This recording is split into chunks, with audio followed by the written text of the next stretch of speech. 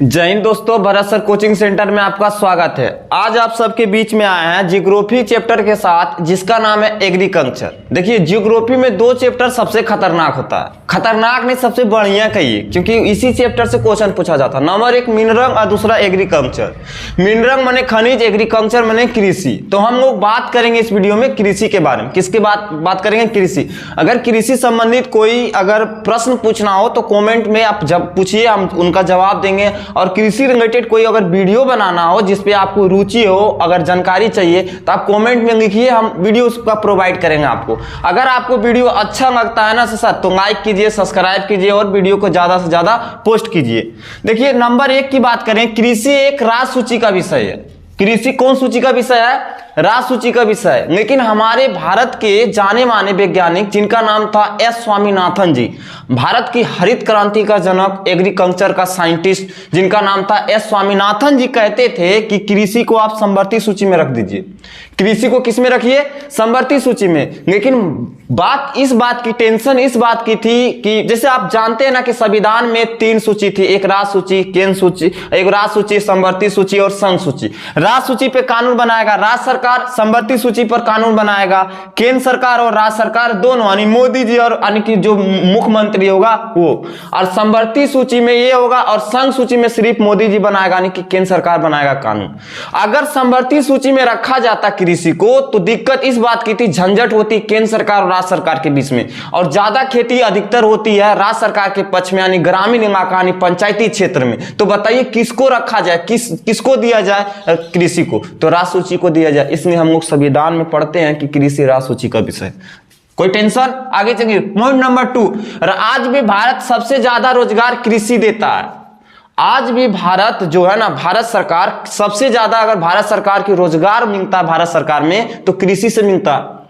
प्रत्यक्ष और अप्रत्यक्ष रूप से बात कीजिएगा तो कृषि 60% आबादी डिपेंडेंट है। 60% आबादी कृषि पे आत्मनिर्भर है, और उस आदमी माने 60% आदमी खेती पे काम कर रहे हैं।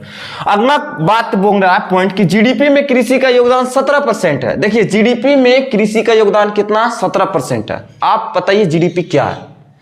जीडीपी कहने का अर्थ हुआ ग्रोस डोमेस्टिक प्रोडक्ट, सकल घरेलू उत्पाद। सकल घरेलू उत्पाद इसका पूरा नाम होता है, अंग्रेजी में ग्रोस डोमेस्टिक प्रोडक्ट कहा जाता है। जीडीपी से हम लोग को देश कितना विकसित है, अविकसित है, विकासशील है, इसका पता जानकारी मिलता है। तो कृषि का जो भागीदारी है ना, 17% है जीडीपी में। आगे पॉइंट की बात करता है, आयात निर्यात में आज भी भारत आत्मनिर्भर है। आप जैसे कि जानते हैं कृषि यानी कृषि हमारा देश का क्या है? कृषि प्रधान देश है। भारत कैसा देश है? कृषि प्रधान देश है, और कृषि में हमारा देश आत्मनिर्भर है। किसी से कोई टेंशन नहीं, अपना हाथ एकदम पूरा जगन्नाथ है।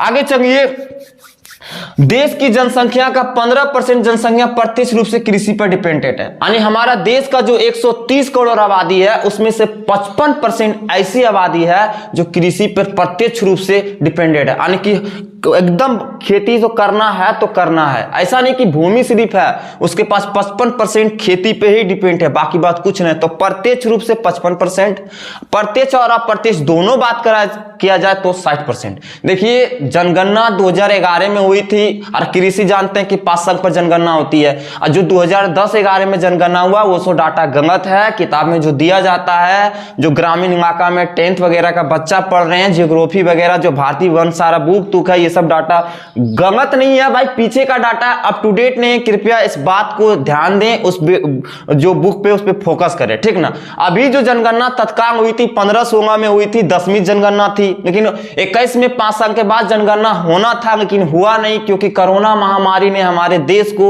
आर्थिक स्थिति को बहुत ज्यादा संकट नुकसान पहुंचाया, जिसके कारण हम लोग जनगणना नहीं कर पाए। इसलिए हम लोग जो डाटा पढ़ रहे हैं अभी 15-16 की जनगणना, 10वीं जनगणना के अनुसार पढ़ रहे हैं। अभी जनगणना 2022 हम लोग एंट्री कर गए हैं। 2022 में आपकी जनगणना होगी तो नया डाटा क्रिएट करके वीडियो हम अपलोड करेंगे।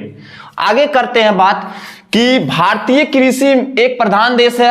अब भारतीय कृषि का लगभग 45% क्षेत्र पर सिंचित है। देखिए, हमारे देश में जितनी भी कृषि योग्य भूमि है, उसमें से 45% जो कृषि होती है वो सिंचित क्षेत्र है, यानी सिंचाई से होती है। किससे होती है? सिंचाई से। लेकिन जबकि 55% जो कृषि क्षेत्र है वो मानसून पर निर्भर करता है।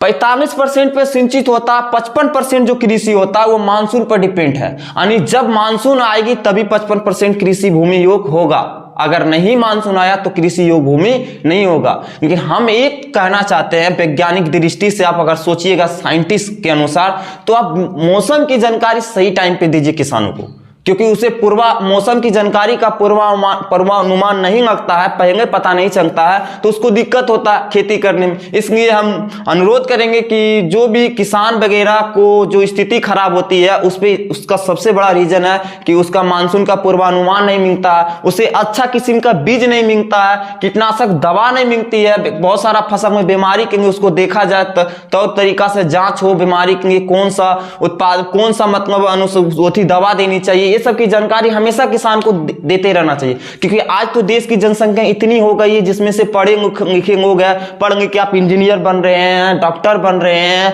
आईएएस बन रहे हैं, यूपीएससी टॉपर कर रहे हैं, लेकिन कभी आपने सोचा कि एग्रीकल्चर के बारे में पढ़े?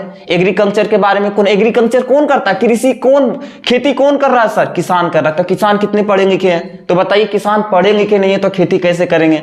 अगर पढ़ लिख के अगर खेती कीजिएगा, नई तकनीकी वैज्ञानिक की दृष्टि से खेती किया जाए, तो सोचिए उत्पादन कितनी बढ़ेगी।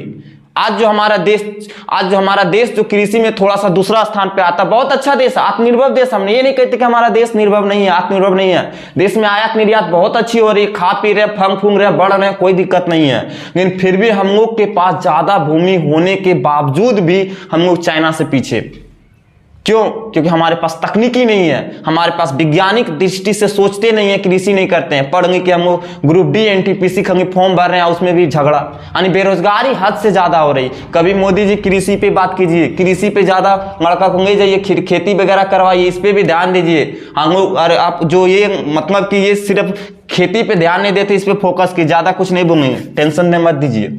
आगे चलिए, कृषि का 45% क्षेत्र सिंचित होता है और 55% कृषि मानसून पर निर्भर करती है, जबकि खदान फसलों के उत्पादन में 60 से 65% है। देखिए, खदान फसल यानी कि धान गेहूं मक्का होती है, इसमें हम लोग का देश 60 से 65% उत्पादन हो जाता है। आत्मनिर्भर है सर, धान गेहूं में आत्मनिर्भर है, किसी से मांगते नहीं है, इसमें हम लोग अपने खुद पे डिपेंडेंट है, अच्छी खेती होती है। तो धान गेहूं पर 60 से 65%